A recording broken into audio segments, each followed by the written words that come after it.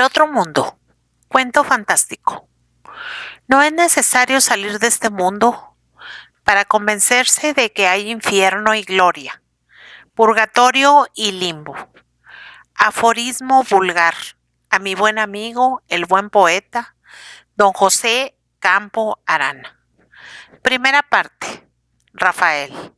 Hace ya algunos años, quien pudiera volver a ellos, nos reuníamos una vez por semana, varios aprendices de escritor público en casa de un buen amigo y compañero nuestro. Llamáronse primero estas reuniones martes poéticos, aludiendo al objeto y día de la junta. Y, andando el tiempo, uno de los martenses opinó que debían titularse los Zoyas literarios, endilgando de este modo una delicada sátira a la sobriedad y parsimonia con que nos obsequiaba nuestro anfitrión. Sátira que desgraciadamente no obtuvo más éxito que el de ser reída y festejada por todos.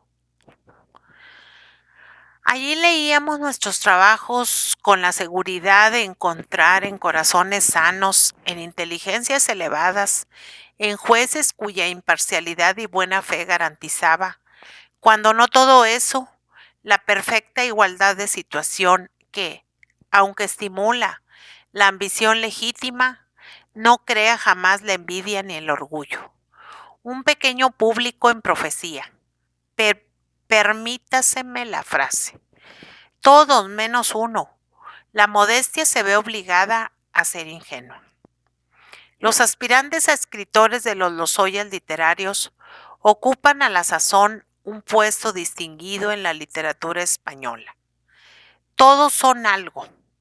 Solo yo continúo siendo un pobre infeliz. Autor de cuentos que no sabe si salen a medida de los deseos del lector y de cuentas que rara vez salen a medida de sus deseos. Capítulo 2. Pero harto hemos hablado ya de los vivos.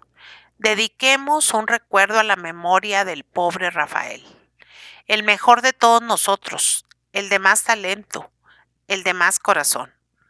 Rafael era un muchacho de 24 años, de mediana estatura, débil de cuerpo, el rizoso cabello negro retirándose en alborotadas ondas detrás de su ancha y despejada frente. Ojos grandes y vivos cuya expresión de impaciencia y de arrogancia estaba como enfrenada por finas y arqueadas cejas, como templada por interesantes ojeras ligeramente violadas. Barba escasa destacándose sobre la mate palidez del moreno rostro. Mano suave y varonil. Natural elegancia y distinguido porte. Lo mismo cuando se presentaba vestido de rigorosa etiqueta que al embozarse gallardamente en su capa jerezana. Pobre Rafael, qué alma tan generosa, tan inmensa. Yo le decía muchas veces que, contemplando la suya, me explicaba perfectamente el dogma de la inmortalidad del alma. Y él me miraba y se sonreía. Miento, a veces se incomodaba conmigo.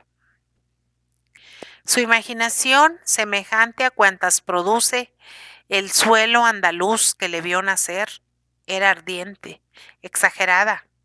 Los versos brotaban de su pluma cual las flores del almendro en primavera, fáciles, dulces, incorrectos y con una belleza en cada incorrección.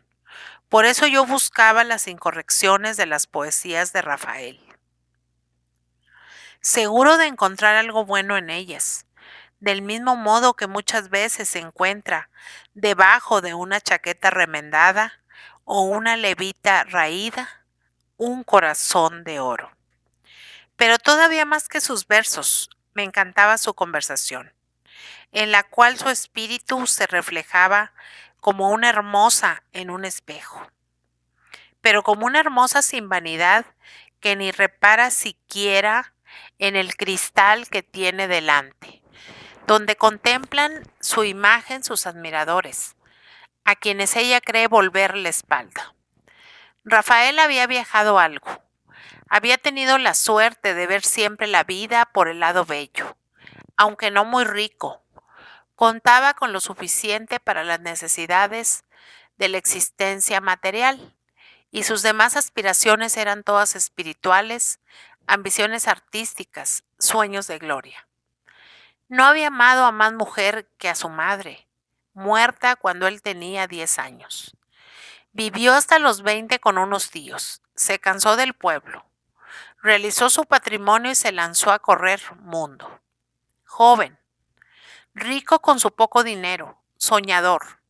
Rafael era libre y dichoso cual el pájaro del bosque, y su alegría cual la del pájaro en los trinos. Se desahogaba en su conversación. Rafael pintaba con la palabra como otros con el pincel. Cuando nos describía su vida en Roma, visitando ruinas y monumentos, sus paseos en góndola por los canales de Venecia, su ascensión al Mont Blanc, un estreno en el Teatro Francés, una carrera de caballos en Derby, cosa extraña en los que escuchan relaciones de viajes. No experimentábamos deseos de ver lo que Rafael había visto. Nos gustaba más oírselo referir a él. Indudablemente, así como Federico Madrazo hermosea las mujeres que retrata, la palabra de Rafael hermoseaba la naturaleza y el arte. Pues, y cuando soltaba la llave a su buen humor y comenzaba a decir chistes, a imitar al actor fulano o al orador mengano, a contarnos chascarrillos de su tierra. Entonces tenía uno que taparle la boca o huir de su lado, porque si no corría riesgo de morir desternillado de risa. Pero ahora caigo en que todo lo que voy diciendo para mí será muy dulce de recordar, pero al lector, que ni era amigo de Rafael, ni probablemente le habrá visto en su vida, le importará un bledo y aún se le hará molesto y enojoso. Vamos al grano. Capítulo 3. Rafael, que en un principio asistía puntual, como el primero, a nuestras reuniones, amenizándolas con la lectura de su admirable traducción de los cantos populares alemanes, dejó repentinamente de tomar parte en los lozoyas literarios. Mereció indulgencia su primera falta y aún explicación satisfactoria, suponiéndole todos esclavizado por alguna ocupación imprescindible. Pero llegó otro martes y Rafael faltó otra vez. Y al día siguiente, y en nombre de los demás, fui yo a su casa a saber si acaso se encontraba enfermo. Rafael se había mudado y había tenido la previsión de no revelar a su antigua portera las señas de su nuevo domicilio. Y échese usted a buscar a Rafael en un Madrid. Hallarle era mucho más fácil que buscarle. Y eso sucedió. Una tarde subía yo al retiro al propio tiempo que él bajaba. 2 meses haría a lo sumo que no nos veíamos, y Rafael no era Rafael. Aumentada su palidez con una intensidad alarmante, sus ojeras extraordinariamente hundidas, oscurecidas y prolongadas. Parecía que todo su ser se había refugiado en sus ojos. Su traje era más arreglado que de costumbre. Rafael, dije, corriendo a él y abrazándole. Ah, Carlos, ¿la has visto?, exclamó saliendo de la distracción en que venía sumido. ¿Cómo que sí la he visto?, pregunté con extrañeza. Rafael se ruborizó lo mismo que una niña de 9 años al descubrir inocentemente el secreto de una travesura y tartamudeó. No, perdona, venía preocupado. No hagas caso de lo que te he dicho. ¿Qué es lo que te he dicho? ¿Quién es ella? Grandísimo picarón. ¿Quién es ella? repuse yo cogiéndole del brazo con acento inflexible. ¿Quién es esa mujer infame que te ha hecho desertar de nuestras filas y olvidarte de nosotros? No trates de negar. Confiesa o no confieses. Esa frase imprudente que se ha escapado de tus labios, como un canario que encuentra abierta la puerta de la jaula, equivale a la más explícita de las confesiones. Amas a una mujer. Dejas a tus amigos que te buscan y no te encuentras. Vienes a buscarla al retiro y a tu vez no encuentras lo que buscas. Justicia providencial. Por Dios, Carlos, no te burles de mí. Estoy triste. Tú, triste, tú. Pero, ¿qué tienes que no hablas? ¿Callas? Adiós, Rafael. Ven acá, hombre, ven acá, escucha. Voy a decírtelo todo. Tú tienes derecho a saberlo todo. Y yo tengo necesidad de desahogar mi corazón en uno tan leal y tan cariñoso como el tuyo. No me agradezcas la confesión que voy a hacerte. ¿Quieres hacerme el favor de oír lo que ha pasado por mí desde que no nos vemos? Habla, Rafael, contesté conmovido. Él permaneció un momento silencioso y como reuniendo sus ideas. Después se cogió de mi brazo con un movimiento repentino y andando unas veces, deteniéndose otras, se expresó en estos términos mientras nos internábamos en las alamedas del Retiro, perfumadas por el dulce aroma de las primeras lilas. Carlos, tú lo sabes, yo no había amado nunca. Es más, no creía en el amor. Reconcentrada toda la fuerza de mi ser en mi fantasía, alimentada exclusivamente por los modelos de la belleza ideal, yo me había forjado en ella una imagen de mujer tan pura, tan grande, tan perfecta, que al encajarla, al sobreponerla en las realidades que encontraba a mi paso, siempre aparecían mezquinas estas. Imposible la ambición de mi alma soñadora, y plenamente convencido de semejante imposibilidad, dispuesto a no conformarme como tantos otros con lo posible, renuncié al amor del mismo modo que ya había renunciado.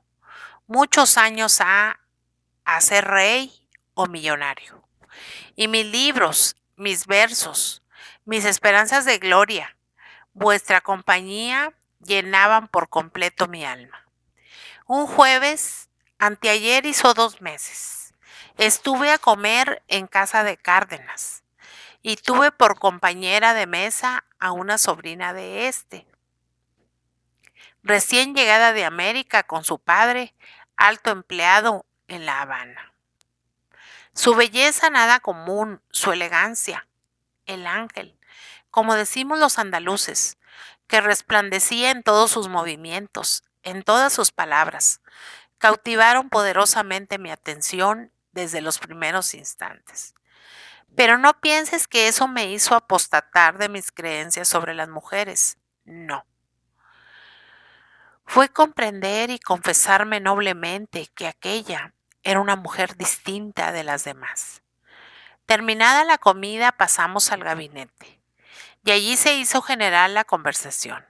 Enriqueta, la señora de Cárdenas, que no había dejado de notar mi predilección por su sobrina Andrea y que me trata con bastante confianza, me lanzó a quemarropa la siguiente pregunta. Desde la última vez que nos hemos visto, ¿no ha modificado usted nada sus teorías sobre el amor? Yo me quedé algo aturdido y cuando ya iba a contestar su pregunta, alguna simpleza sin duda, Andrea volvió hacia mí sus fascinadores ojos y dijo con su voz dulce y perezosa: ¿Usted tiene teorías especiales sobre el amor? Ay, explíquemelas usted, a ver si estamos conformes. Me puse colorado. Sostuve que no recordaba a qué teoría se refería Enriqueta. Aseguré que ésta había sin duda interpretado mal mis palabras en alguna ocasión. Cometí, en fin, cuantas torpezas puede cometer en semejante caso el colegial más zaino y más inocente. Enriqueta, a quien yo había llamado poco menos que embustera y necia, quiso tomar su revancha y repuso: Nuestro amigo Rafael, querida Andrea, no cree en el amor. Desea para sí una mujer bella, discreta y virtuosa, y afirma que eso no puede encontrarse en el mundo. Andrea se echó a reír y dijo con una sonrisita burlona que me dejó helado: Ya, el Señor buscará una mujer digna de él y no logrará dar con ella. Y luego, variando de tono y fingiendo un enojo encantador, continuó: Convengamos, sin embargo, amigo mío, en que no es muy galante su proceder de usted, ni muy hábil tampoco. Usted está en lo cierto. Las mujeres somos muy malas, pero bien pudiera suceder que alguna llegase a enterarse del desdén que le inspira nuestro sexo y tomara por su cuenta la venganza de todas las demás, enamorándole perdidamente. Reconozco que he obrado mal, contesté yo entonces con acento sumiso, y declaro que no solo merezco, sino que ambiciono el justo castigo de mis culpas. Si bien quisiera que se me dejase en libertad de elegir verdugo. Andrea, que me miraba sonriéndose, se puso repentinamente seria, y Enriqueta varió de conversación. Llegó más gente. Los jóvenes pidieron que se bailase un poco, y el ama de la casa accedió a su demanda. Yo bailé 2 valses y un rigodón con Andrea, y al sentir mis manos entre las suyas, al recoger su talle flexible entre mis dedos temblorosos, al respirar con avaricia el aroma de su aliento, al sentir acariciado mi rostro por su inquieta cabellera, me parecía aturdida mi razón en las vertiginosas vueltas del baile, que nuestros 2 cuerpos se habían fundido en uno solo, que tenía 2 almas para sentir y para gozar mejor. Carlos, imagínate un torrente contenido, oculto por una enorme piedra, que durante 20 años para el curso de sus aguas y hasta ahoga sus rumores. Figúrate que en un movimiento del terreno, la casualidad muda el asiento de la piedra enorme y verás las hirvientes espumas salir arrebatadas en confuso montón y exhalando imponentes mugidos. Las verás salpicar con sus gotas de acero la celeste bóveda, arrasar con sus ondas la tranquila campiña por donde al son de sus dulces cantares caminaba arando el sencillo labriego. Igual violencia presidió al despertar de mi corazón. Olvidando todo género de consideraciones, acompañé aquella noche a Andrea hasta su casa. Al día siguiente volví a verla en la de Enriqueta, y sin aguardar más tiempo, porque yo había gastado ya la cantidad de calma que da Dios a un hombre para una vida, aproveché la primera ocasión en que pude hablarle a solas y le dije, con brutal ingenuidad y con enérgica exaltación: Andrea, ayer vi a usted y ayer he nacido de nuevo. La amo a usted con toda mi alma. No desconfíe usted de mi amor creyendo que hace poco que existe. Ayer era un niño y hoy soy un hombre. La he amado a usted durante una juventud desarrollada en 24 horas. No pido a usted una respuesta en este momento. No la quiero. Hablemos. Tratémonos por espacio de algunos días. Vea usted cuando me conozca si yo basto a llenar todas sus aspiraciones de mujer. Si es así, dígamelo usted. Si no es así, dígamelo usted también y me moriré de pena. Eso vale más que morir de desesperación. Yo no soy rico, Andrea, pero soy joven y emplearé todas mis fuerzas en conquistar una posición para ambos. No tema usted que me falten, que yo, que tanto necesito de ellas, no lo temo tampoco. Callé, la miré. Tenía los ojos bajos y el color encendido. Ofreció contestarme y dentro de la misma semana le arranqué la confesión de que me amaba y de que esperaba en mí. Desde entonces, mi vida consiste en trabajar para ser digno de ella y en verla para cobrar bríos y seguir trabajando. Ella me ama, estoy seguro de ello. Ella me lo ha dicho. Su padre desea casarla con otro, pero es incapaz de violentar en lo más mínimo la voluntad de su hija. Y siendo ella quien ha de decidir en esa cuestión, estoy tranquilo. Un título nobiliario, un carruaje, un palco, un palacio, valen bien poco para ella comparados con la felicidad que puede ofrecerle mi cariño. Cesó de hablar Rafael y yo le dije, nada tengo que oponer a todo eso, sino una pregunta. ¿Esa mujer es digna de los sacrificios que estás dispuesto a arrostrar por ella? Contéstame con ingenuidad. Rafael me miró al pronto como si no hubiese comprendido mis palabras y de repente exclamó con ímpetu y apretándome las manos entre las suyas. Carlos, la amo más que a mi vida. ¿Por qué estás triste entonces? Volví a preguntar. Porque hace hoy 6 días que no la veo por ninguna parte, ni en casa de Enriqueta, ni en los paseos, ni en los teatros, porque le he escrito 4 cartas y no he recibido contestación a ninguna. Porque temo. ¿Qué es lo que temes? Calla, no. Mira, hablemos de otra cosa. Hasta ahora me he ido librando de darme a mí mismo respuesta sobre esa cuestión. Y alimentando nuestra conversación con un monosílabo cada 5 minutos, dimos la vuelta y nos separamos. El pobre Rafael había conseguido ponerme de mal humor. Capítulo 4. Un martes que ninguno de nosotros olvidará nunca, habíamos estado todos, a cual más haragán. Apenas hubo que leer, y haciendo así un implícito propósito de la enmienda, cada cual comenzó a desenvolver grandes proyectos para la reunión próxima. ¿Qué vas tú a leer?, me preguntaron. Un cuento que he planeado esta mañana. ¿Cómo se titula? El otro mundo. Ya. Un viaje a la gloria y al infierno, y al purgatorio y al limbo. Sí. Pero chico, eso está gastadísimo.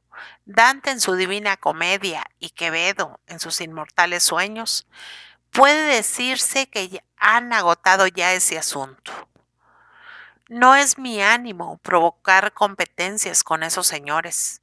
Mis aspiraciones son más modestas, como veréis por vosotros mismos. Con este motivo se habló largamente del otro mundo, sentándose atrevidas y absurdas y extrañas y chistosísimas proposiciones sobre la inmortalidad del alma, las penas y castigos de la vida perdurable, la eternidad, etcétera, etcétera, etcétera. Conviniendo al fin la asamblea por unanimidad de votos en que, hasta el presente, no se sabe una sílaba en este mundo de lo que pasa en el otro. Cuando llegábamos a este luminoso resultado, Rafael apareció ante nosotros. Acogió con una sonora carcajada el asombro que su presencia dibujó en nuestros semblantes, y tirando la capa y el sombrero sobre un mueble, arrastró una silla. Se montó en ella y exclamó alegremente: ¿De qué se trata? Ante todo, señor don Rafael, dijo uno de los presentes. Alto, replicó el aludido. Vengo dispuesto a no dar la explicación más leve de mi conducta. He permanecido 4 meses sin poner los pies en esta casa, porque me ha dado la gana, y por la misma razón vuelvo hoy a ella. ¿Con qué? ¿De qué se trata? Del otro mundo. Hombre, bonito asunto. A propósito del otro mundo, esta misma mañana reflexionaba yo al tropezar entre mis libros y papeles con un tomo de los viajes del doctor Livingstone. ¿Cómo?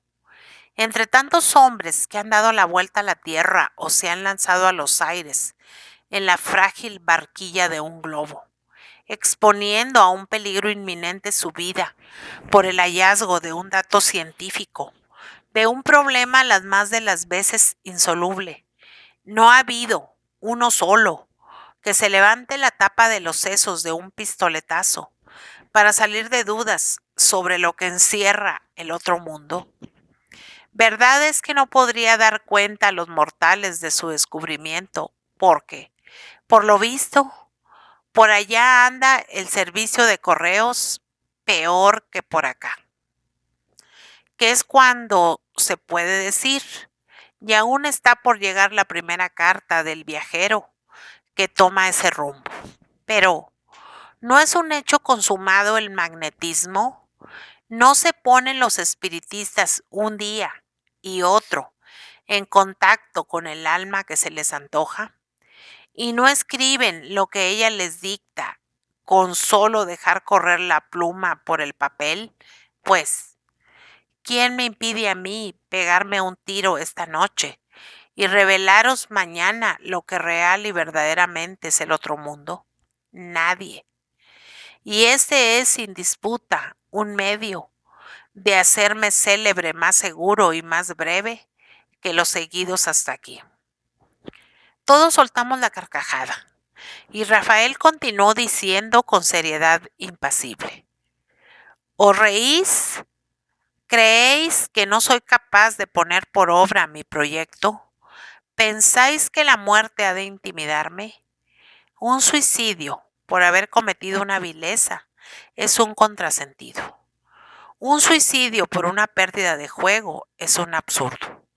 Un suicidio porque una mujer engañe miserablemente al hombre que no amaba la vida más que por amarla a ella es una bestialidad que nadie concibe, aunque se está repitiendo todos los días. Pero un suicidio por la ciencia, un suicidio por la moral, un suicidio en aras de la curiosidad humana, eso es grande, eso es sublime, eso es digno de un hombre como yo. Yo me siento con ánimos para realizar tamaña empresa, y yo la realizaré. Y comparados conmigo en los tiempos venideros, a la luz de la razón y de la filosofía, Ícaro será un mancebo encogido y Cristóbal Colón un pobre diablo. Una salva de aplausos siguió el discurso de Rafael, quien, evidentemente curado ya de su fatal pasión amorosa, había recobrado su antigua alegría. De repente se abalanzó a la capa y al sombrero y exclamó: amigos, ya es tarde y quiero emprender el viaje antes de las 12. Sí, después de haber concebido semejante idea, no quiero vivir un solo día más. Y diciendo y haciendo fue abrazándonos uno por uno, encargándonos con bien fingidas lágrimas y compungido acento que no nos olvidásemos de él, que le perdonáramos si acaso en alguna ocasión nos había ofendido involuntariamente, asegurándonos una y mil veces que aquello no era una broma, como creíamos, sino una verdad indudable. Y encasquetándose el sombrero, se dispuso a salir. Oye, le dije yo deteniéndole por el brazo, yo iba a escribir un cuento titulado El otro mundo. Pues no te calientes la cabeza inventando disparates, me contestó fijando en mí sus inmensos ojos negros. Mi relación será para ti. Y abrazándome y besándome y dejando humedecidas mis mejillas con sus bien fingidas lágrimas, desapareció. Qué loco, qué gracioso, siempre el mismo. Exclamamos todos a una voz cuando todavía resonaba por la escalera el rumor de sus precipitados pasos. Capítulo 5. El miércoles por la mañana supimos con horrible pena, con invencibles remordimientos, que Rafael se había suicidado la noche anterior. Sobre su pupitre se encontró una carta dirigida a mí y que decía: Carlos, no creas que me mato porque Andrea ha accedido voluntariamente a casarse con el novio que le proponía su padre. Me mato por cumplir la promesa que acabo de haceros. Rafael. Martes 11 de mayo a las 12:03 de la noche. Capítulo 6. Tan horrorosa catástrofe impresionó vivamente a todas las clases de la sociedad madrileña, que se apresuró a agotar el volumen de obras escogidas de Rafael, publicadas bajo la dirección de sus compañeros, y cuya segunda edición, considerablemente aumentada, verá la luz pública de un día a otro. Para nosotros, y para mí en particular, que le quería como a un hermano, la muerte del gran poeta que, disponiendo de tiempo apenas para recorrer las cuerdas del arpa, había sabido arrancar de ellas tan inolvidables armonías. La muerte de aquel corazón, nacido para amar y destrozado por el desdén, será uno de esos horrorosos espectáculos de los cuales nunca pueden apartar sus miradas los ojos del espíritu. Yo no puedo recordar ya el joven gracioso, chancero y animado. Cuando la idea de Rafael viene a mi memoria, se dibujan delante de mi vista tres imágenes que se confunden y se separan sin cesar. La primera le retrata pensativo, melancólico como la tarde, que me confió la historia de sus amores, paseando por las alamedas del Retiro, perfumadas entonces por el aroma de las primeras lilas, las últimas para él. La segunda, riendo nerviosa, convulsivamente, disponiéndose en un lecho de sarcasmos, de horribles epigramas, para acabar en él su existencia. Pobre flor agostada en primavera, cuando todas las del jardín alzan el cáliz al sol para que abrillante su rocío, llorando su desencanto con carcajadas, que son las lágrimas del miserable. Y la tercera, la tercera encerrado en una estrecha caja, los ojos caídos, los labios cerrados, el corazón inmóvil, muda y solemne elocuencia de un cadáver que parecía decir: el mundo no vale una mirada, el mundo no merece una queja, el mundo no es digno de que lata en él un corazón como el mío. Capítulo 7. En muchos días, ¿quién pesaba más que en Rafael? ¿Quién torcía hacia otro camino el curso de las ideas? Yo tenía obligación de entregar un cuento al director de un periódico que me había adelantado su importe y que, sin duda no comprendiendo bien la causa de mi informalidad, me abrumaba a recados para que cumpliese mi compromiso. ¿Y qué cuento iba a escribir? ¿El otro mundo? Imposible. Eso sería una profanación. Y por otra parte, el solo temor, absurdo, supersticioso, enhorabuena, de que el espíritu de mi pobre amigo pudiera guiar mi pluma, me erizaba los cabellos. Quise inventar otro cuento, más imposible todavía. Entre las bellas cualidades de la imaginación, descuella su refinado egoísmo. Solo cuando no tiene que pensar en lo propio, se ocupa de lo ajeno. 10º recado del director del periódico. Me enfadé y contesté al mozo de la redacción: vuelva usted mañana a primera hora y ya estará escrito.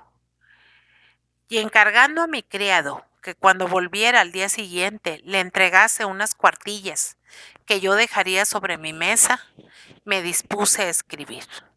Saqué el reloj. Eran las 12 menos 3 minutos de la noche. Extraña coincidencia. Espantoso recuerdo. Un escalofrío corrió por todo mi cuerpo y enseguida mi frente abrasada se bañó en sudor. Las blancas cuartillas extendidas sobre mi pupitre atraían mis miradas y las desvanecían hiriendo mis ojos. Alargué la trémula mano hacia la pluma y me pareció que antes de tocarla con mis dedos, se había colocado en mi mano por mí misma. Y una vez en ella, a impulsos de una fuerza extraña, incomprensible entonces, inexplicable siempre, la pluma arrastraba mi mano, y obedeciéndola ciegamente todo el resto de mi ser, paradas mi voluntad y mi inteligencia, comenzó a correr por el papel con rapidez vertiginosa y a llenar cuartillas y más cuartillas de una letra grande, desigual y temblona, como trazada por un hombre de 90 años. Al cabo de un rato, cuya duración no pude apreciar, mi cabeza soñolienta cayó sobre mis brazos. ¡Qué horrible pesadilla! Rafael, con la sien ensangrentada, me decía poniéndome la yerta mano sobre el hombro: ya ves, como soy hombre de palabra, ya ves cómo he cumplido mi promesa. Desperté sobresaltado. Ya era de día.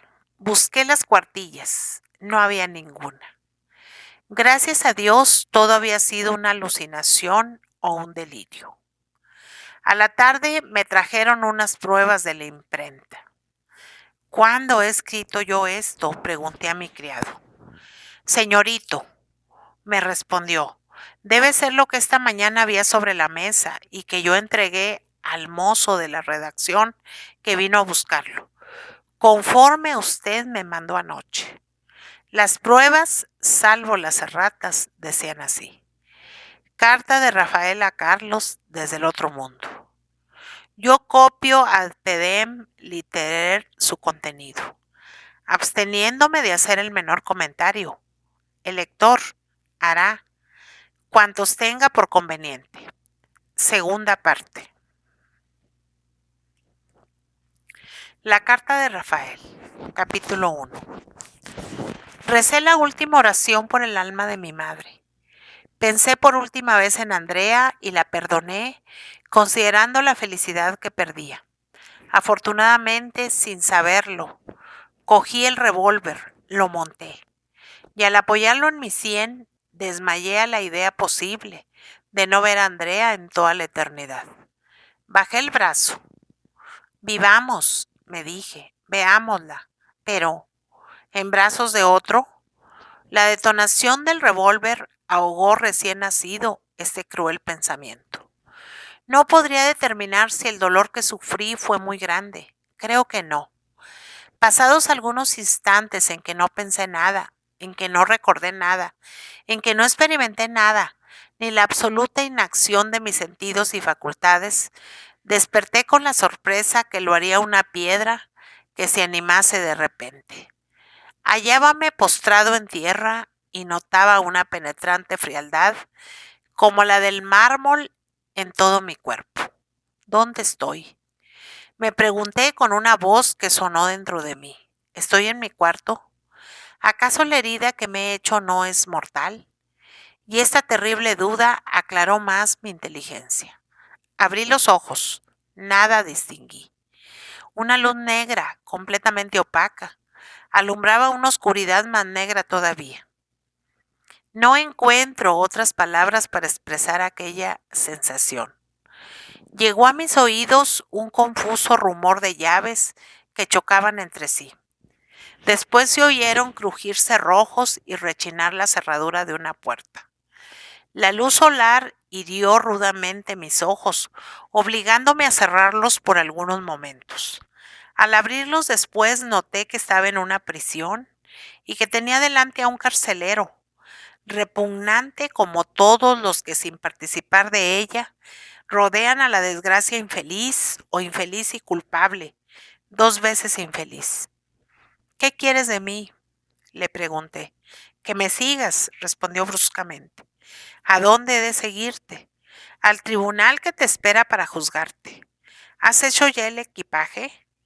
¿Qué equipaje? ¿Cuál ha de ser? El de tus acciones.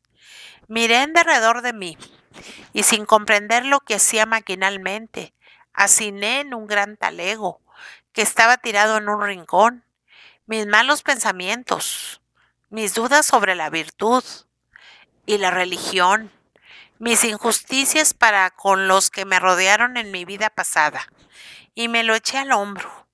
Reuní un puñadillo de limosnas, rasgos generosos y buenos deseos. Y recogiendo una pesada cantarilla, llena de lágrimas hasta los bordes, estoy a tu disposición, dije al carcelero. Y ambos echamos a andar. Capítulo 2. ¿Dónde estamos? Pregunté a mi acompañante al divisar una caseta de madera que se presentó a mis ojos de improviso. En las fronteras de la muerte, me replicó. Esta es la aduana. Entra para que te registren el equipaje por si llevas algún contrabando. ¿Contrabando? Exclamé persuadido de que aquel hombre se me burlaba en las barbas. Pues qué contrabando cabe en semejante equipaje. Él hizo un gesto despreciativo y dijo con desdén: ¿Cuál ha de ser, majadero? Las buenas acciones que hayas llevado a cabo en tu vida, impulsado por otro interés que el de la virtud. Las limonas que has hecho para darte aires de caritativo delante de gente. Las faltas que has dejado de cometer por repugnancia o por pereza, o por miedo y no por heroísmo. Como tú te complacías en creer engañándote a sabiendas. Por acá, hipocresía y contrabando son voces sinónimas. Entré en la caseta un tanto humillado y mohíno y puse mi equipaje a la disposición de los carabineros, cuyo traje y aspecto no se diferenciaba gran cosa de los que hay en la aduana de Irún. Lo primero que repararon fue una estocada dada al día siguiente de un baile de máscaras, por un bofetón recibido en él. ¿Qué es esto?, me preguntaron. Un acto generoso, repliqué con calor. Me habían injuriado. Debía volver por mi honra, so pena de pasar por un cobarde. Si no paga usted los derechos que marca la tarifa, decomisamos a usted esa acción generosa. Bajé la cabeza, eché mano al bolsillo y pagué. Al propio tiempo que un hombre con trazas de peón de albañil ponía el grito en el cielo porque le echaban al zurrón de los pecados un navajazo, dado al salir de la taberna a un compañero que había hablado mal de su mujer. Por lo visto, aquel infeliz no tenía bastante dinero para convertir sus faltas en virtudes. Capítulo 3. Desde la aduana fui al juzgado de la muerte. Hice cola con la multitud que aguardaba como yo su sentencia. Y después de más de 3 horas de apreturas y sofocos, comparecí ante el tribunal. Era muy tarde y los jueces estaban cansados y deseosos de acabar. Así es que fallaban en un periquete. Apenas supieron que yo me había suicidado, gritaron todos a una voz: ¡Suicidio! Al infierno con él. ¿Por dónde se va al infierno?, pregunté llorando a hilo y moco a un contratista de obras públicas, antiguo conocido mío, que me encontré de manos a boca. Venga usted conmigo, me respondió. Haremos el viaje juntos, si usted gusta. Sé enhorabuena, está muy lejos, un poco, pero no iremos a pie. En coche se va más pronto. Y casi lo que debíamos hacer es ir en ferrocarril. ¿En ferrocarril? ¿Qué está usted diciendo, hombre de Dios? ¿Hay ferrocarril para el infierno? Vaya, sí, señor. Y ahora, para que puedan ir todas las clases de la sociedad, la empresa ha puesto unos trenes de placer sumamente baratos. Asombrado y confuso por lo que oía y veía, seguí a mi amigo y llegué con él a la estación. Al tomar el billete, cuando me exigieron por él no sé cuántos napoleones, no pude menos de decir un poco amostazado al que los expendía. Pero, ¿por ir al infierno hay que pagar dinero? Y él me replicó sonriéndose maliciosamente. Pues ¿cree usted que son muchos los que se condenan de balde? Subimos al coche, que se puso en movimiento enseguida. Con nosotros iban al infierno un vejete flaco y amarillo, que no dejó en todo el camino de contar las monedas que llevaba en un gran bolsón. Una anciana que dormía a pierna suelta, mientras su hija y un joven que iba a su lado se aprovechaban de su descuido para departir amorosamente. Un moralista que declamaba contra tanto escándalo, pisando al mismo tiempo el pie de una linda viuda sentada frente a él, y dos agentes de policía que lo veían todo y no remediaban nada. Capítulo 4. En tanto que mi compañero iba en un rincón cabizbajo y meditabundo, yo sacaba la cabeza por la ventanilla, examinando con curiosidad el paisaje y esperando lleno de zozobra el momento en que el tren había de deslizarse por un túnel oscuro como boca de lobo para conducirnos a las espantables profundidades del infierno. Y la aprensión hacía que el aire me oliese a azufre y a cuerno quemado. Y yo daba diente con diente al pensar en las calderas de Pedro Botero, llenas de aceite hirviendo, preparadito para freírme como un boquerón. Capítulo 5. Y en esto llegó un túnel. Pensé desmayarme de susto. Cerré los ojos para no ver, para hacer que no veía. Y aún no los había abierto cuando oí gritar por la ventanilla, sin duda, a un diablo cornudo y rabilargo. El infierno. Los gritos de los viejos y de los jóvenes, los de los polizontes y los del contratista de obras públicas, me hicieron levantar los párpados por lo mismo que tenía miedo de ver. Pero ¿cuál no sería mi extrañeza al no distinguir otra cosa que una estación lo mismo que otra cualquiera, llena de empleados y de mozos que ordenaban la salida de los viajeros condenados y se brindaban a llevarles el equipaje hasta el término de su expedición? Sin tiempo apenas para sorprenderme, subí a un ómnibus que paró a las puertas de una población parecida a Madrid, y a París y a Londres, y a todas las capitales del universo que yo había visitado anteriormente. ¿Pero este es el infierno?, pregunté al contratista. Por lo visto, me contestó él, no menos asombrado que yo.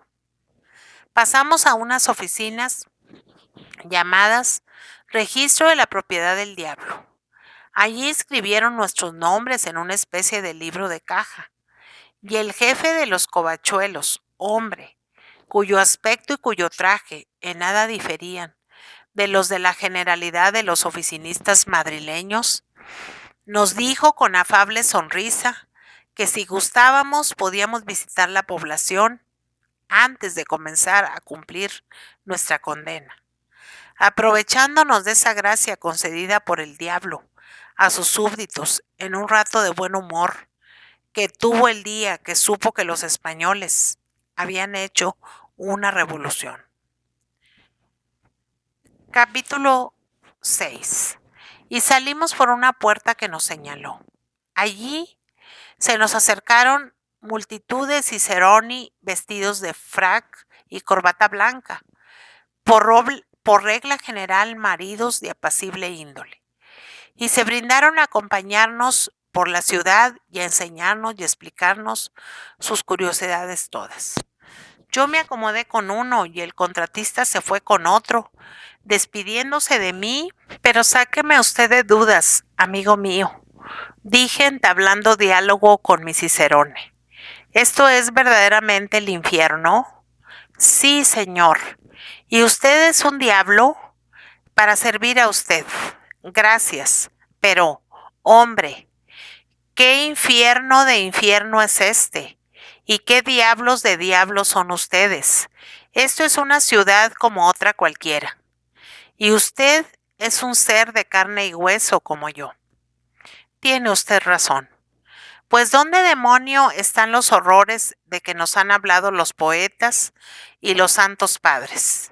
El Cicerone, sin hacer maldito el caso de mi pregunta, me dijo, ¿usted fuma? Y me presentó su petaca. Tabaco, dije haciéndole ascos. Será infernal. De la fábrica de cigarros de Madrid. Capítulo 7. Ya habíamos penetrado en la calle principal de la ciudad, formada por altas y elegantes casas, bien empedrada, magníficos faroles, tiendas y cafés lujosísimos por todas partes, parada de coches simones, vendedores de periódicos. Querido, me dijo el Cicerone echándome familiarmente la mano por el hombro. Cuando usted guste, comenzaremos a ver los tormentos. ¿Los tormentos? ¿Luego aquí hay tormentos? Naturalmente. Debo advertir a usted para que pueda darse cuenta y razón de lo que vaya viendo, sin necesidad de muchas explicaciones mías, que el sistema que se sigue en este establecimiento, la palabreja establecimiento me causó vértigos. Consiste en dar a cada individuo por castigo la continuación eterna del vicio que escogió por gusto en el mundo, dotándole del suficiente buen sentido para comprender lo bueno y lo malo, lo útil y lo dañoso. Yo, por ejemplo, estoy condenado a ser complaciente para la eternidad. ¿Usted se entera? Pues no me he de enterar, y dije para mis adentros, tranquilizándome por completo. Vaya, aquí sucede lo mismo que allá. Nadie sabe su obligación. El diablo es un pobre diablo. Capítulo 8. En esto pasábamos junto a una taberna y el Cicerone me dijo, entremos y verá usted cómo se castiga aquí a los borrachos. Así lo hicimos. La taberna era una inmensa sala a la cual no se le veía el fin, rodeada de enormes pipas que, según supe después, no tenían fondo. Al lado de cada pipa había un banquillo y una mesa con un enorme vaso que aumentaba de tamaño apenas se tocaba con los dedos. Cada borracho se sentaba a una de estas mesas y en toda la eternidad no hacía otra cosa que echarse al cuerpo vasos y más vasos de vino. Me fijé en el primero con quien tropezó mi vista. Tenía, como todos los demás, un gran babero sujeto al cuello, donde se leía, escrita en grandes letras, formadas graciosamente por pámpanos y racimitos de uvas, una compendiosa relación de su vida y milagros que decía así: Malvino Cuevas, albañil madrileño que se gastaba íntegro el jornal en la taberna y mató a su mujer de una paliza. Estaba el infeliz colorado como un cangrejo, los ojos hechos un mar de lágrimas, y tan perdidamente borracho que ni sentado podía tenerse. Otra cañita, señor Malvino, gritaba el diablo, verdugo, que estaba disfrazado de tabernero. Cañita, ¿llama usted a esto? Exclamaba el condenado abriendo desmesuradamente los ojos, acercándose el vaso a los labios y retirándolo enseguida, asustado de las enormes proporciones que tomaba. Este es el pozo 300,427 que me he hecho al cuerpo, y aún no hace un mes que estoy aquí. ¿Tantos años lleva usted? Ni uno menos. Vaya, pues consuélele a usted la seguridad de que eso no es nada, comparado con lo que le falta que beber todavía. Oiga usted, señor diablo, ¿me quiere usted traer un poquito de agua? El señor diablo, por única respuesta, le cogió el vaso y se lo embocó entero y verdadero. Salí de aquel sitio riendo a mandíbulas batientes, sin duda porque no me remordía la conciencia, por el vicio que allí se castigaba. Capítulo 9. Desde allí fuimos al lugar del tormento de los glotones. Era una gran fonda, en la que había multitud de gabinetes elegantemente amueblados, y con una mesa en el centro, llena de cuantos manjares pueden venir en una hora a la memoria del gastrónomo más erudito. Al entrar en el primero, reparé en los platos y se me abrieron las ganas de un modo espantoso. Pero apenas me hice cargo de las fatigas que pasaba el glotón, se me retiraron a escape. Pobre hombre, estaba harto, gordo como un elefante. Los guisos más excelentes le producían una repugnancia invencible. Y el diablo, mozo de comedor, le presentaba continuamente un tenedor con una pechuga de pavo o un trozo de jamón. Y si no abría la boca la primera advertencia, se lo metía en ella, quieras que no. El condenado decía con voz gruesa y pastosa: Dios mío, qué hermoso debe ser tener hambre. Capítulo 10. Bajamos de la fonda y nos dirigimos a la gran casa de juego, donde los jugadores las pagaban todas juntas, al fin y a la postre. A la entrada de la sala había extendido en el suelo, para que los que vinieran de la calle se limpiasen los pies, un enorme ruedo, cuya suavidad me llamó la atención sin saber por qué. ¿De qué es esto?, pregunté a mi acompañante. Este ruedo, me dijo, es la célebre oreja de Jorge. Los hombres, a fuerza de tirar de ella, le han dado las dimensiones necesarias para el uso a que el presente se encuentra destinada. El cuadro que presentaban los jugadores, sentados alrededor de una larguísima mesa, cubierta por un tapete verde, era verdaderamente terrible. Allí vi una porción de hombres en quienes se había despertado el amor paternal y el sentimiento de la dignidad humana, exponiendo continuamente a un azar la fortuna que poseían, el fruto de su trabajo, el pan de sus hijos, y con los ojos casi saltados de las órbitas, el pecho conteniendo la respiración, el pulso latiendo apresuradamente, secos los labios, atenaceado el corazón, aquellos infelices alargaban el cuello para brujulear la carta que iba a salir de las manos del banquero. Y ganaban, y sentían una vergüenza profunda por el innoble placer que experimentaban a su pesar y perdían. Y cuando iban a retirarse para ver el cuadro horrible que les esperaba en su hogar, caían de nuevo en el sillón y el martirio volvía a comenzar para no acabarse nunca. Recordé que había jugado algunas veces en mi vida y tuve que buscar apoyo en la pared para no caerme. Capítulo 9. Los embusteros formaban un inmenso corro situado en una plazuela llamada de la Bola. Allí mentían todos, sabiendo cada cual por su parte que nadie había de creerle, pero sin poder dejar de hablar un solo momento. A veces se enfadaba uno de que otro le contase un embuste demasiado gordo y le pegaba de bofetones. y el abofeteado, a pesar del dolor que recibía, no podía menos de decir: me han gustado mucho estos bofetones. Deme usted 5 docenas más.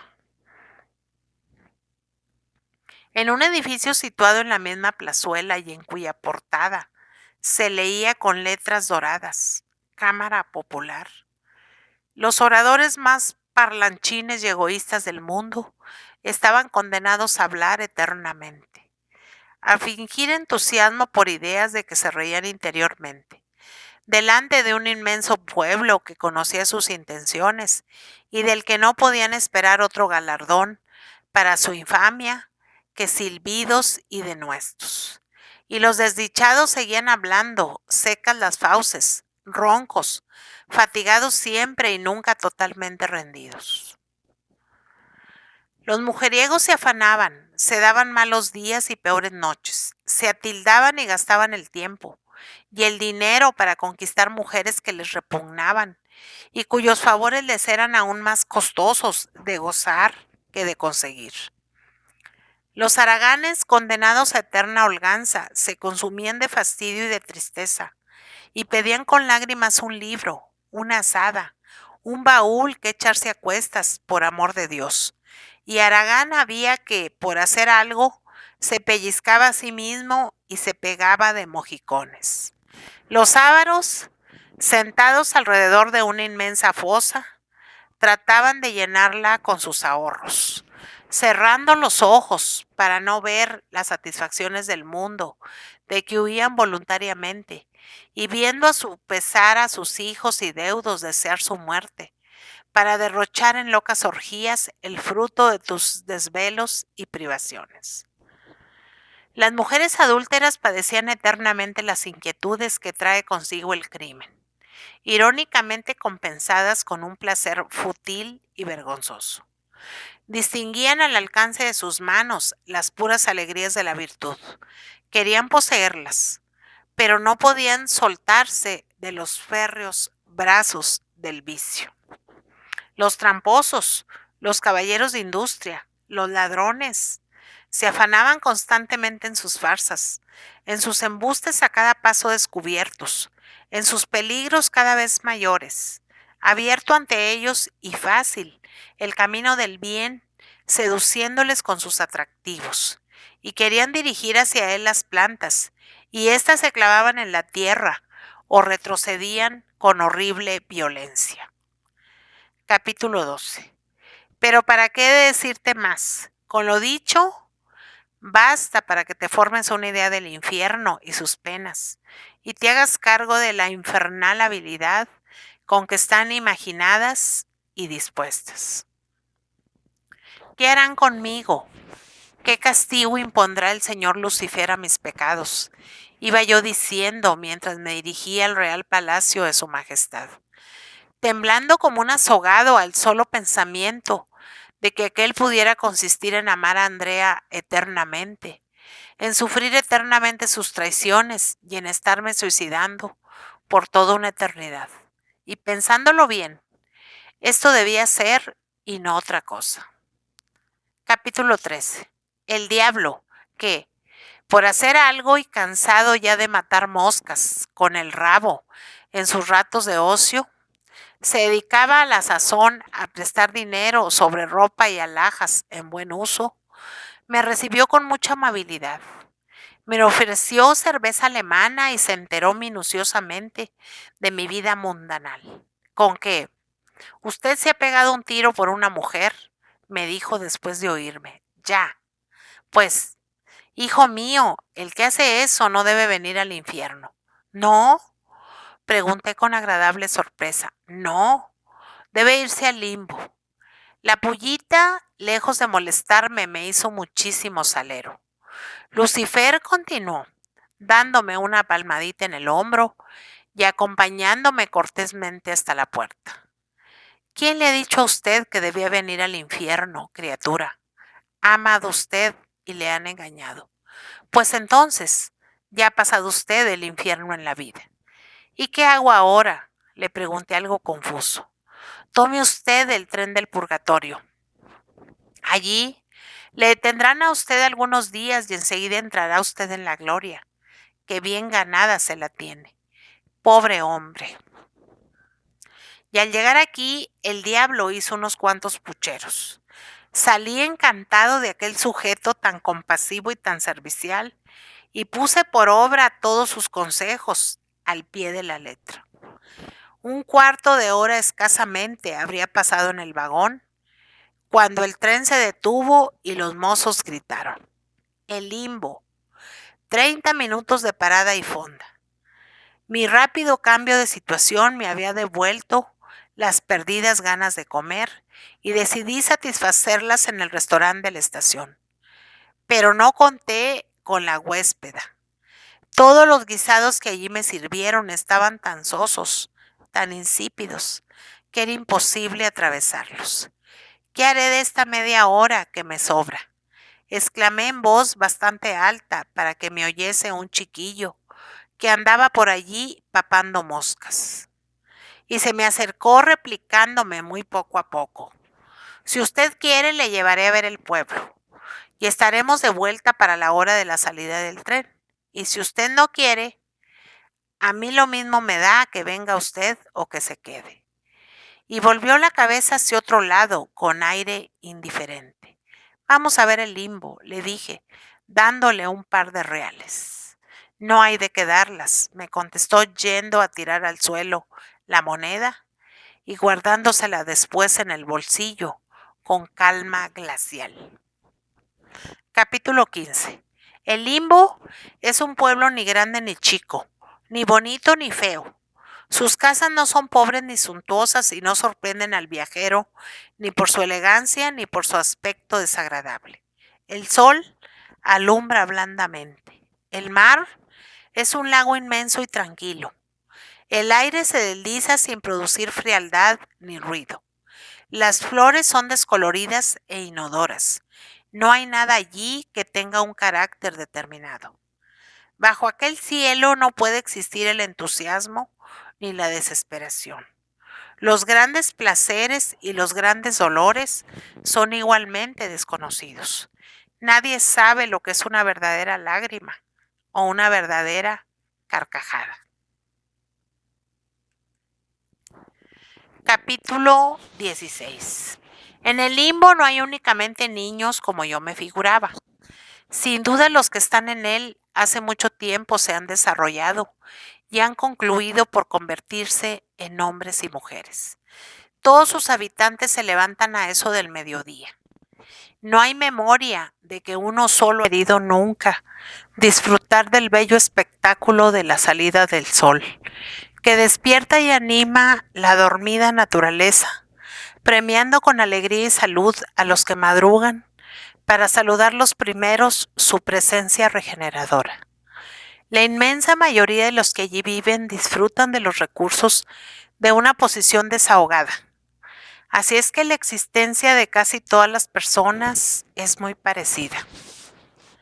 Los niños crecen encerraditos en casa de sus padres, rodeados de precauciones que les hacen llegar a la juventud débiles y entecos.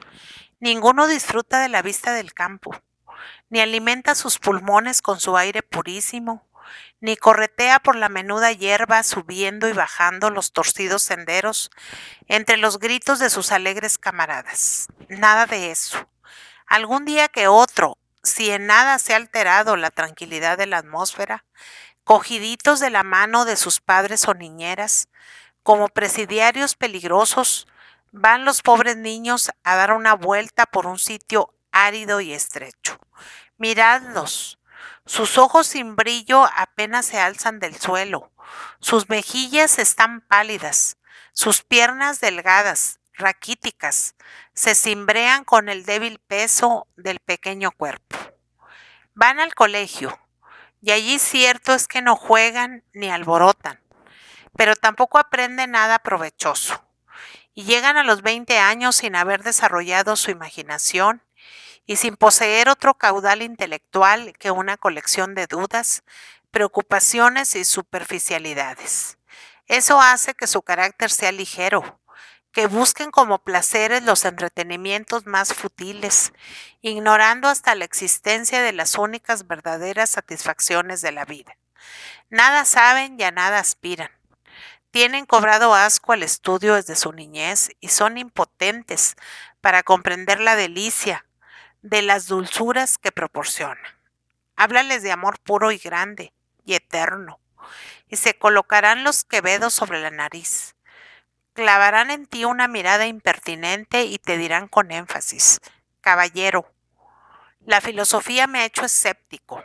Háblales de Dios, de la religión, del amor a la patria y se reirán como el palurdo estúpido se ríe de las palabras del extranjero y se burla de ellas porque no las entiende. ¿Cuál es su vida entonces?, exclamarás asombrado. ¿Cuáles son sus diversiones? Voy a decírtelo.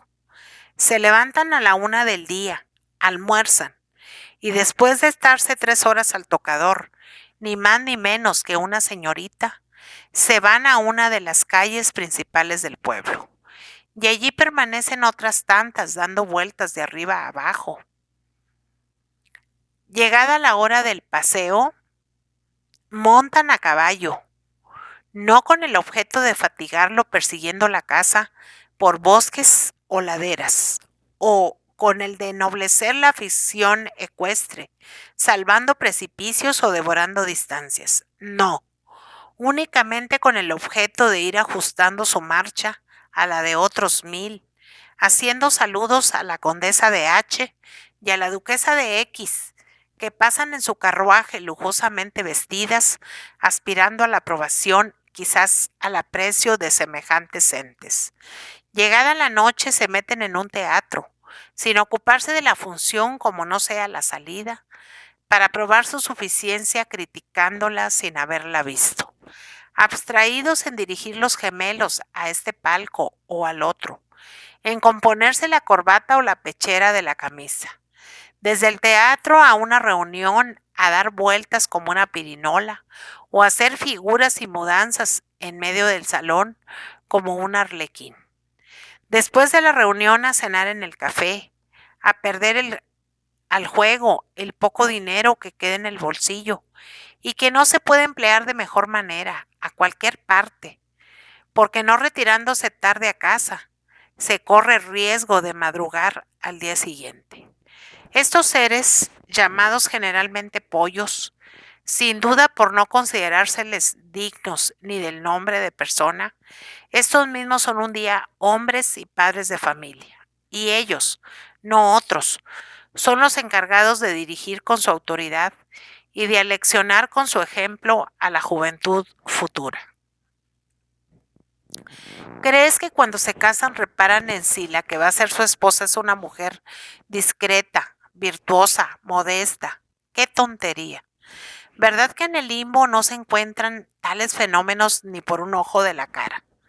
Pero al que se casa le basta con que su mujer sea bonita o dueña de una fortuna. Ah, los matrimonios del limbo son graciosísimos. El marido duerme en la primera pieza de la casa, la mujer en la última.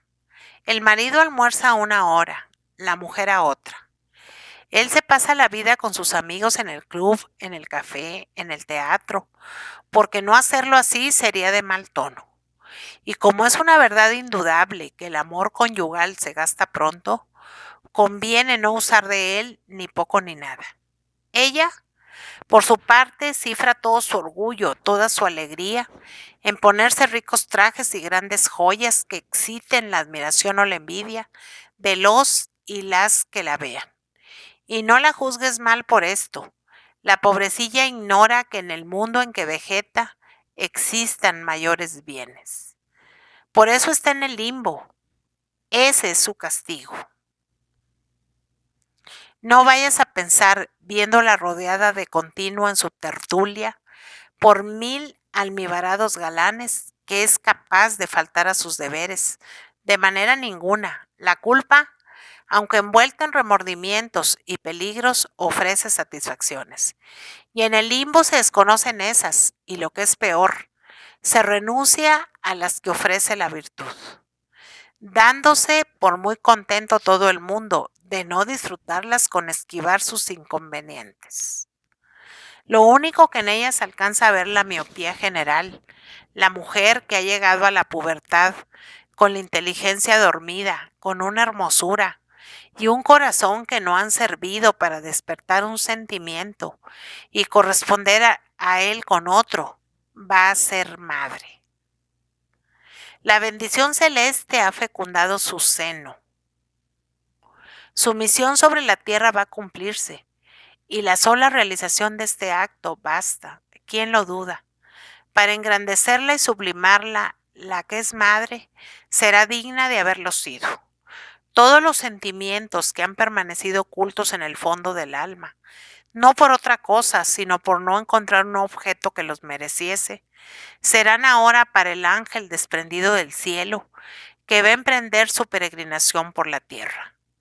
¿Cuánto le amará a la que durante 9 meses le ha llevado en su seno? Ya que para ella no habrá en adelante joyas ni trajes, prendidos ni fiestas. La contemplación y el cuidado de su hijo ni se lo permiten ni se lo dejan desear.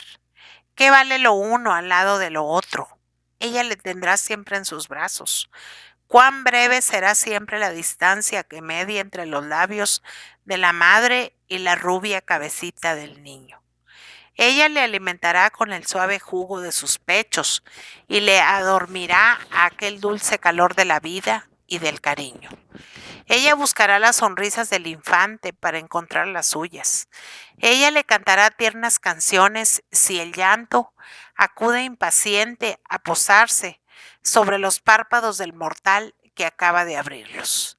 Ella le hará repetir las tiernas plegarias que su madre debió hacerle repetir a ella, pues así quiere el bien que se paguen sus deudas, convirtiendo en sus cobradores a todos los nacidos.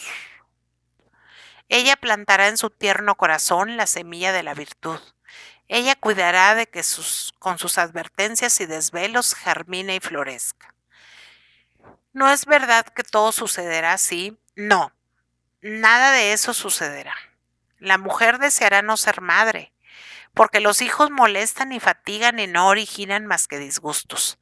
La mujer sentirá ser madre, porque la maternidad suele agostar en flor los encantos de la hermosura.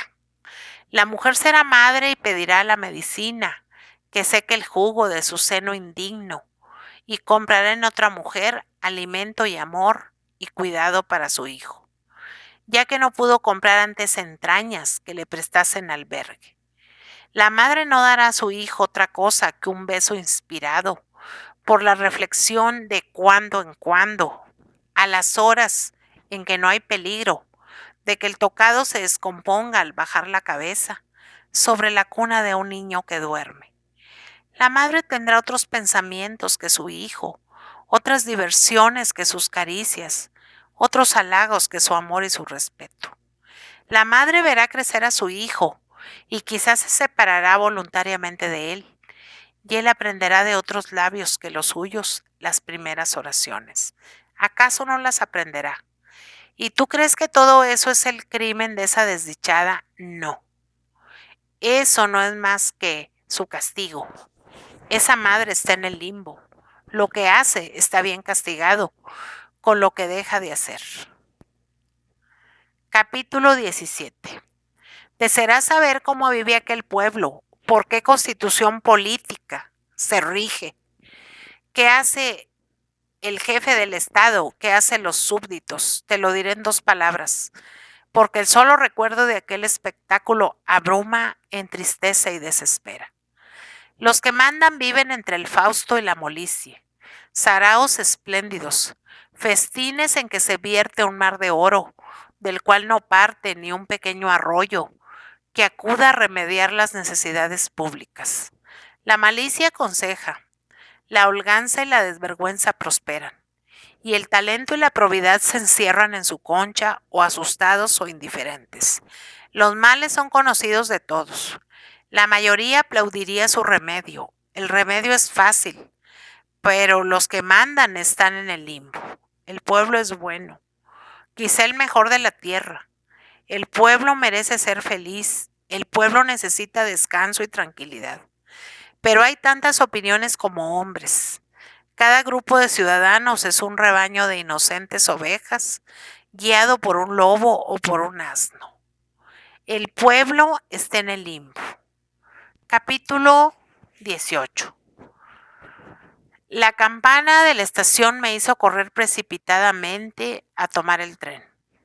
Y desde que entré en él hasta mi llegada al purgatorio, no cesé de lamentar la pérdida de tanto tiempo, de tanta riqueza, de tanta salud, de tanta vida miserablemente despilfarrados.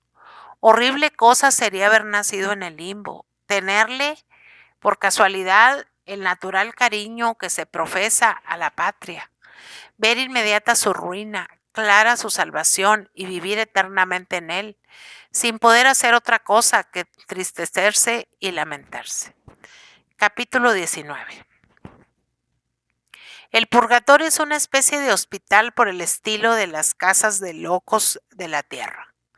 En la planta baja tiene su habitación el médico, hombre serio, de pocas palabras, y a quien le basta una leve explicación para extender con acierto la receta que cada pecador necesita. Me hizo algunas preguntas sobre mi vida, oprimió un timbre, escribió un par de renglones en una hoja de papel y dijo al practicante que apareció en la puerta: purgatorio de sexto orden, poco cargado. Yo oía y no entendía una palabra. Venga usted conmigo, dijo el practicante. Le seguí maquinalmente y después de subir algunos tramos de escalera y atravesar varios pasillos y corredores, entramos en una pequeña habitación con una cama de buen aspecto. Desnúdese usted y acuéstese. Obedecí. Y una vez que estuve entre las sábanas, mi lacónico acompañante sacó un botiquín de una alacena, preparó un brebaje invitándome a que lo bebiera. Lo bebí y al hacer esto y quedarme repentinamente dormido fue una misma cosa. Capítulo 20. De pronto abrí los ojos y noté con sorpresa mezclada de espanto que la decoración había cambiado por completo. Era un pequeño gabinete alumbrado por una lamparilla. Sentí un involuntario miedo de estar solo. Quise gritar para llamar gente, pero no pude. No era que me faltase voz, la tenía, pero solo alcanzaba a producir sonidos inarticulados. Era que no sabía hablar. Dirigí una ojeada investigadora a todo lo que me rodeaba, y al mirar un espejo situado frente a mí, vi en él un niño de unos 4 meses durmiendo en una cuna. Me incorporé en la cama y el niño se incorporó en la cuna. Entonces advertí que el niño era yo y la cuna, mi cama.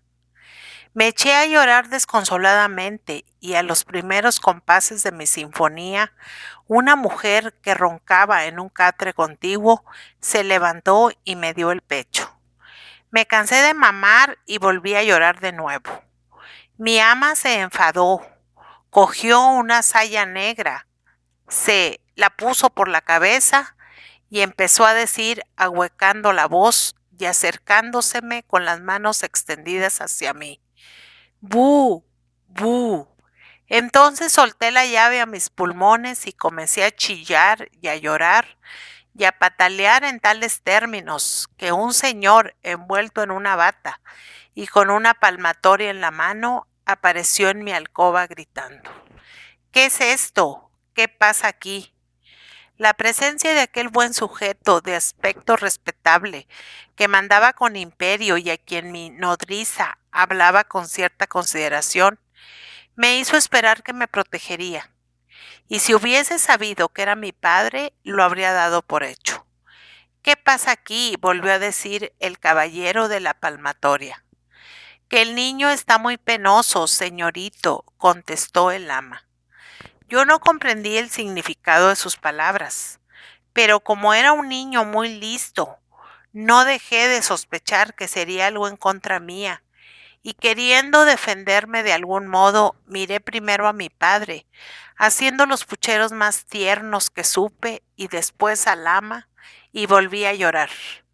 Y mi señor padre dejó la palmatoria sobre la cómoda y se vino a mí. Levantó la colcha de la cuna, y buscando debajo de ella algo que no tardó en encontrar, me propinó una docena de azotes como para mí solo, y se fue por donde había venido. Y el ama se metió otra vez en su catre, y yo, al son de sus ronquidos, continué chupándome los dedos y sollozando por algún tiempo, durmiéndome al fin, no sé si encantado de la justicia que empezaba a encontrar en mis primeros pasos por el mundo. Pasaron muchos días. Yo, según afirmaban todos los que iban a casa de mis papás, era un niño muy guapo, por lo cual digo yo que sería por eso. Una mañana me llevaron a casa de un señor con gafas y gran pelucón, que tenía su despacho lleno de amas de cría y chiquillos, y sin compadecerse de mis lágrimas y gritos, me desnudaron mi pequeño y regordete brazo derecho y me pegaron en él más de 6 u 8 pinchazos que me hicieron ver las estrellas. Acto continuo me dijo el ama: vamos, calla, calla, hijo mío, y me dio de mamar, como si aquel gusto pudiera compensar el disgusto que acababa de mamarme. Después de todo, ese gusto era el único que tenía en el mundo, donde el capricho más ligero me costaba horribles desazones. Veía una luz, me agrandaba su resplandor, extendía mis manecillas para acariciarla, y la grandísima pícara me quemaba siempre. Ya iba creciendo y deseaba rodar por el suelo y andar. Pero como el ama se descuidase en tener tirantes los andadores, cada paso era un tropiezo y cada tropiezo un chichón. Me gustaba jugar con un gatito de Angora muy mono que había en casa, pero cuando iba a darle un beso en el hocico, sacaba las uñas y me pegaba un arañazo. Mi lengua, menos torpe cada vez, pronunciaba ya, si bien imperfectamente, alguna palabra. Mama, chacha, teta. Un día pedí teta y el ama me enseñó el pecho. Me lancé a él y estaba amargo como el acíbar. Decían que el coco lo había puesto así y tuve que apechugar con la papilla. Crecí y no me faltaron contrariedades. La dentición, el sarampión, calenturas, qué sé yo. Y todo esto se remediaba siempre con ayunos y ayudas y brebajes asquerosos que había que tragar a la fuerza. Llegué a cumplir los 8 años y un tío mío muy bruto se empeñó en que yo debía ir al colegio, y mi papá se dio por convencido y me llevó a uno que había en mi misma calle. Yo era un niño muy corto de genio y que tenía muy buena memoria, por lo cual todos mis compañeros me zurraban la badana y el maestro me marcaba doble lección que a los demás. Llegué a cumplir los 20 años sin más percances que haberme roto un brazo haciendo gimnasia para fortalecerme, tener la cara toda señalada por unas viruelas malignas que me habían salido y la cabeza cansada de lo mucho que me hacían estudiar, amén de otras frioleras indignas de mencionarse. Concluí la carrera de medicina casi al mismo tiempo que mi padre dejaba este mundo, y me lancé con entusiasmo al ejercicio de mi profesión. Cuando se me moría un enfermo, su familia decía siempre que yo le había asesinado. Y cuando a fuerza de estudio y cuidado lograba salvarlo, siempre decían que el enfermo tenía muy buena naturaleza. Pobre y feo, las mujeres no me hacían maldito el caso, y los hombres parecían haberse puesto de acuerdo para mortificarme. Como yo era servicial y amigo de hacer favores, me tenían siempre en continuo movimiento para pagarme mis atenciones con un sofión la mayor parte de las veces. Mi casa era el punto de reunión de todos los malos poetas de Madrid, que en la cama, en la mesa, mientras me lavaba, venían a dispararme sus insufribles elucubraciones. Yo no hacía visitas porque ningún enfermo me llamaba, pero en cambio los sanos me hacían 30 cada día, y yo estaba obligado a oírles con paciencia y a darles conversación si callaban, porque no creyesen que les echaba de mi casa, y hasta darles las gracias, porque habían venido a molestarme. En el cuarto contiguo al mío vivía un aficionado al violín que no tenía otras horas para tocar que las de la noche, las únicas que yo tenía para dormir. Tantas eran mis desgracias que yo mismo no las recuerdo todas. Cansado de la vida, estaba ya a punto de hacer un disparate cuando uno de mis pocos clientes, una mujer de más de 50 años, enferma del hígado, fea como un mico y no menos rica que fea, me propuso de un modo bastante directo el medio de salir de apuros con la aceptación de su negra y huesuda mano. Tan desesperado estaba que acepté. Nunca lo hubiera hecho. 3 años vivió, pero puedo decir sin exageración que de aquellos 3 años cada día valía por un año bisiesto. Siempre estábamos de pelotera. Continuamente me echaba en cara que me mantenía de limosna. Mi casa era un infierno. Al fin, un día se hizo embarazada, y al cabo de 9 meses de terribles antojos y penoserías, me desembaracé de ella, porque murió de sobreparto, si bien dejándome un traslado suyo en su hijo, enfermizo, desaplicado, travieso en sus primeros años, fue luego jugador y tramposo y camorrista. Y después de haberme quitado el gusto para todo con su mala conducta, me dio un pesar mayor que los anteriores, al cumplir 30 años, muriendo en un desafío. Me encontré otra vez solo en el mundo, triste y desanimado, entregado a sirvientes que no me tenían el menor afecto y a primos y sobrinos que me mimaban y contemplaban con la esperanza de heredarme. Esta idea amargó los últimos días de mi vida. Quise castigar su egoísmo legando a la beneficencia el caudal heredado de mi mujer, pero los grandes bribones lo averiguaron y me dejaron morir rico y abandonado de todos. Mi postrer aliento iba a servir para lanzar una maldición o una blasfemia. Mis ojos se cerraron y al abrirse de nuevo volví a encontrarme en la cama del hospital y oí que el practicante me decía: vístase usted cuando quiera y váyase a la gloria, que ya ha pasado usted las penas del purgatorio. No me hice repetir la invitación.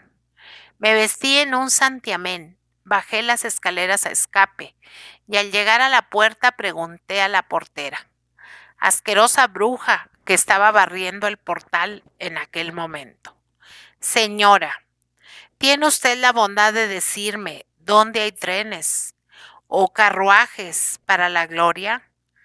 A la gloria se va por lo regular a patita y andando, me replicó enseñándome sus largos colmillos y sonriendo burlonamente. Bien, continué yo diciendo algo cortado. ¿Y será usted tan excesivamente amable que quiera indicarme el camino que conduce a ella? Me miró de arriba abajo y, al mismo tiempo que echaba hacia mí, con la escoba toda la basura del portal, replicó con malos modos: a la gloria, cada uno va por donde quiere o por donde puede.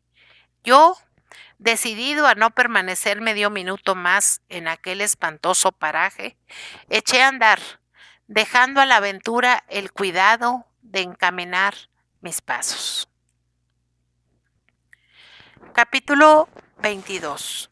Eché a andar y anduve leguas y más leguas, días y más días, durmiendo al sereno, alimentándome de hierbas y raíces, bebiendo en los charcos o arroyos que encontraba a mi paso. El camino era generalmente angosto y empinado y lleno de zarzas y jarales, pero era tan grande la fe que abrigaba mi alma de llegar por él a la gloria, que apenas sentía cansancio, ni dolor ni impaciencia. De cuando en cuando me encontraba alguna persona y le preguntaba: dígame usted, ¿falta mucho para la gloria? No sé, me respondía. Hacia allá voy yo, y si usted quiere, iremos juntos. Sea en buena hora, replicaba yo siempre, alegre por encontrar compañía, pero este placer nunca se prolongaba más de una semana o dos. Mi acompañante concluía por cansarse y echarse en los surcos del camino, rendido y desesperado.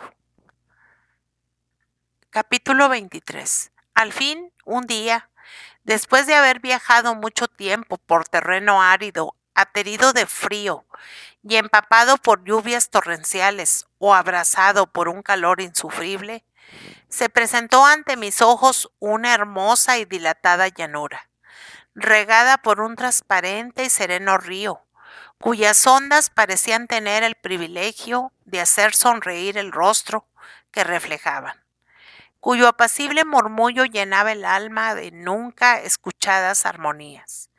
El trigo alzaba al cielo purísimo sus espigas de oro, como agradeciendo al sol los beneficios que le debía. Los chopos y los álamos tendían sus hojosas ramas, como ofreciendo bajo sus paternales brazos sombra y reposo al rendido viajero. Las higueras y los naranjos, los perales y los almendros, encorvados con la carga de su fruto, lo derramaban pródigamente por la húmeda hierba aljofarada. Y los pajarillos de mil colores que saltaban de rama en rama, las tornasoladas mariposas que abandonaban la flor, que creían más bella por otra más bella todavía, los insectos que se arrastraban por el musgo, el viento, que arrullaba su propio sueño en las quebraduras de las rocas, el rebaño que balaba lejano, todo parecía decir en su peculiar idioma: pobre peregrino, rendido de recorrer la senda de la vida, buscando en vano la felicidad.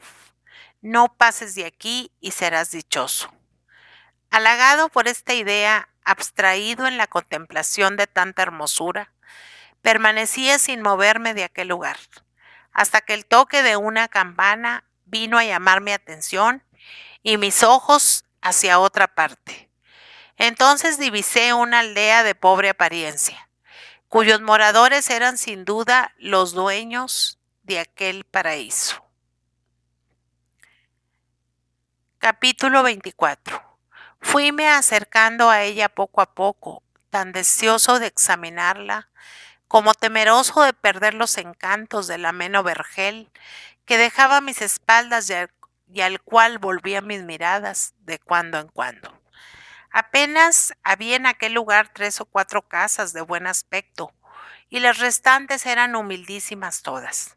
Atravesé por sus silenciosas calles sin tener más encuentro que el de una docena de personas decentemente vestidas, que unas con cestillos llenos de manjares, otras con bolsas repletas de dinero, correteaban de un lado a otro, subiendo y bajando escaleras ágiles y alegres, y el de un sacerdote, sin duda el cura párroco del pueblo, cuyo rostro sencillo y venerable me hizo descubrirme a su paso, hincar la rodilla en tierra y, después de besar su mano, recibir su bendición con fervoroso recogimiento.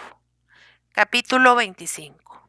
Al otro lado de la aldea, y en un campo, a medio labrar, había una multitud de hombres, mujeres y niños pobremente vestidos, pero todos de semblante saludable y sonriente, los cuales, sentados en el santo suelo y reunidos en grupos, comían con un apetito que hacía por sí solo el elogio de los manjares que tenían delante. Quise ver si eran pavos trufados, nidos de golondrina o alguna cosa por el estilo, y me encontré con que aquello que con tantas ganas se comía y que no dejaba de oler bien, eran sencillamente patatas guisadas en unas cazuelas, arroz o judías en otras. Mi apetito, mal curado en el limbo y poco satisfecho en las soñadas comidas del purgatorio, reapareció entonces con más insistencia que nunca. ¿Usted gusta? Dijo una voz a mi derecha. Miré bondadosamente al autor de tan generoso ofrecimiento. Mis labios trataron de decir gracias, no, pero mi estómago puso impedimento a mi cortesía y contesté gracias, sí. ¿Usted es forastero? Me preguntó mi anfitrión al mismo tiempo que me alargaba una enorme rebanada de pan y una cucharada, que inmediatamente comenzó a trabajar en su agradable oficio. Sí, señor, contesté con la boca llena. Y por cierto que entre tantos países como he recorrido en el mundo, no he encontrado otro mejor que este. Ya lo creo, exclamó mi hombre dirigiendo una mirada a su mujer y a sus hijos, que se echaron a reír como unos tontos. Yo me quedé algo cortado y él prosiguió diciendo, como que en esta tierra todos somos felices. Los pocos forasteros que vienen por acá no quieren creerlo, y cuando observan la vida que hacemos nos compadecen. Pero el caso es que apenas pasan con nosotros 6 u 8 días y siguen nuestro ejemplo. Se ponen tan alegres y tan contentos y no hay quien los haga salir de aquí ni a tiros. ¿Y cuál es la vida que hacen ustedes? Pregunté tímidamente. Pues muy sencillo. Mire usted, los pobres, que somos los más, nos levantamos con el alba. Damos gracias a Dios que tanto bien nos hace. Y cada uno en su oficio trabajamos hasta el mediodía. A esa hora almorzamos, como usted ve. Yo me puse colorado hasta las orejas y quise hablar, pero una cucharada de arroz que iba a pasar por el tragadero en aquel instante me negó el uso de la palabra. Mi interlocutor continuó. Aquí no hay ejemplo de que nadie se haya puesto malo, ni haya llegado a viejo, ni se haya muerto, como dicen que se estila en otras partes. No, señor. Aquí cumplimos los 30 años y nos plantamos. Tan fuerte está un chico de 20 como un joven de 60. Y tan fresca y guapota una niña de 15 abriles como una señora mayor de 500 años. De modo que el trabajo no nos fatiga, nos distrae, satisface nuestra conciencia, nos da de comer y nos produce un apetito como usted ve. Vuelta a ponerme yo colorado, vuelta a querer hablar y vuelta el maldito arroz a decirme que nones. Pues señor, que se acabe el almuerzo, pues se baila un ratico, o se corre por esos trigos, o se echa un párrafo con la novia o con la mujer. O, vamos, que se espacía un poco el ánimo para hacer ganas también de volver a trabajar, porque al trabajo le pasa lo que a la comida. Si se toma sin apetito, sabe muy mal. Cuando la campana de la iglesia da el toque de oración, cada uno se mete en su casa. Y allí, entre charlar un poco con la familia al amor de la lumbre, cenar, rezar el rosario y entre unas cosas y otras, a dormir tranquilamente y hasta que torna a salir el sol. Ahí tiene usted la vida que hacemos los pobres. ¿Y no hacen ustedes más que eso? Oiga, pues, ¿le parece a usted poco? ¿Y son ustedes felices con eso? Pues, ¿qué más hace falta para ser feliz? ¿No tienen ustedes dinero? Pocas veces, pero nunca lo echamos de menos. Otros trajes mejores. Para trabajar, buenos son los que llevamos. Diversiones, música, bailes. Diversiones no las necesita el que está ocupado. Música, tenemos la mejor compañía de ópera que se ha visto en el mundo. Un ruiseñor, una calandria, un canario y una codorniz que con un coro de grillos y de cigarras nos dan más música que la que podemos oír. Y en cuanto a bailes, deje usted que limpiemos estos platos y verá usted lo que es bueno. ¿No me dijo usted que en este pueblo hay ricos también? Sí, señor, alguno que otro. Y hacen la misma vida que ustedes sobre poco más o menos. Entonces, ¿para qué le sirve el dinero? Hombre, ¿qué cosas tiene usted? ¿Para qué ha de servirles? Para dárnoslo a los pobres. Pues ¿para qué otra cosa sirve el dinero? ¿En qué se puede emplear con más provecho y más gusto? Pues, ¿para qué cree usted que trabajamos los pobres sin descanso de la mañana a la noche? Para ahorrar 4 cuartos y dárselos a otros más pobres que nosotros. Yo bajé la cabeza entre atónito y avergonzado y dije, luego en alta voz, hablando conmigo mismo: pero, Dios mío, ¿qué es esto? ¿Dónde estamos? Pues ¿dónde hemos de estar, hombre de Dios? Exclamó el labrador levantándose. Estamos en la gloria. Al oír esto yo me levanté también dando un brinco. En la gloria ha dicho usted, en la gloria he dicho. ¿Esto es la gloria? Pues si poseer salud y larga vida y contentarse cada uno con lo que tiene y hacer bien no es la gloria, ¿qué quiere usted que sea la gloria, Señor mío?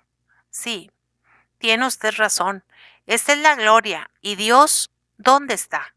¿Puedo verle? Si no es usted ciego, puede verle cuando se le antoje. Bien, sí, pero ¿dónde está? En todas partes, en ese sol que nos alumbra, en ese cielo que nos cobija, en ese campo que nos alimenta, en la última hierbecilla que pisamos con nuestras plantas y que nos demuestra nuestra pequeñez y su grandeza, en todas partes. ¿No le ve usted? Sí, sí, le veo y le adoro, exclamé postrándome en tierra y derramando a ríos por mis ojos lágrimas de felicidad y de agradecimiento. Capítulo 26. Mucho tiempo debí permanecer así, extasiado, arrobado por tan supremo bienestar, porque cuando abrí los ojos de nuevo y alcé la cabeza, ya el sol se ocultaba tras el horizonte y mis compañeros, todos, se habían retirado a sus casas. Puseme en pie y al dirigirme hacia el pueblo, una voz más dulce que todo lo que había sentido en aquel día fausto resonó en mis oídos diciendo: Rafael, Rafael. Y una mujer, envuelta en una blanca túnica que despedía una luz pura y suave, apareció delante de mí. Se arrojó a mis plantas y balbuceó estas palabras: Rafael, Dios me ha perdonado ya, pero yo necesito también que me perdones tú. Compadécete de mí. Aquella voz era la de Andrea. Levanté la tela que cubría su rostro, y el rostro de mi amada apareció más hermoso, más noble, más encantador que nunca. Andrea podía ser más hermosa de lo que era. Nunca lo hubiera creído. Nos sentamos en una piedra el uno al lado del otro. Ella habló y yo la escuché teniendo sus manos entre las mías, respirando con avaricia el aroma de su aliento, creyendo que nuestros dos cuerpos se fundían en uno solo, que tenía dos almas para sentir y para gozar mejor. Mi muerte hizo una impresión terrible en el corazón ligero, pero no pervertido, de aquella niña mimada, voluble, ignorante, y el dolor la hizo mujer. Comprendió que era culpable de mi desgracia, quizás de mi perdición eterna, y se encerró en un convento donde murió después de hacer penitencia algunos años. Su alma fue al purgatorio, volvió a la niñez, amó a un hombre con pasión, con locura, y aquel hombre se burló indignamente de ella. Después de este castigo, purificada, engrandecida su alma, voló al cielo y voló al cielo y allí estuvo esperando mi llegada. Si yo era capaz de perdonarle sus errores pasados, si la dejaba ser mi esclava, decía la pobre Andrea, que vería colmadas sus aspiraciones todas. Mi respuesta a tan nobles palabras fue imprimir un beso en su frente y decirle: ven conmigo al pueblo. En la gloria no hay preocupaciones como en el mundo. La virtud y la indulgencia son hermanas y viven juntas.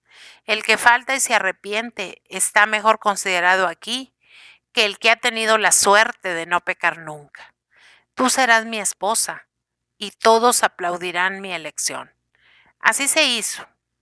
Aquella misma noche el venerable sacerdote, de que antes te he hablado, nos declaró unidos para siempre. Y Rafael y Andrea están ya juntos otra vez, están en la gloria, tienen la seguridad de verse y amarse por toda una eternidad.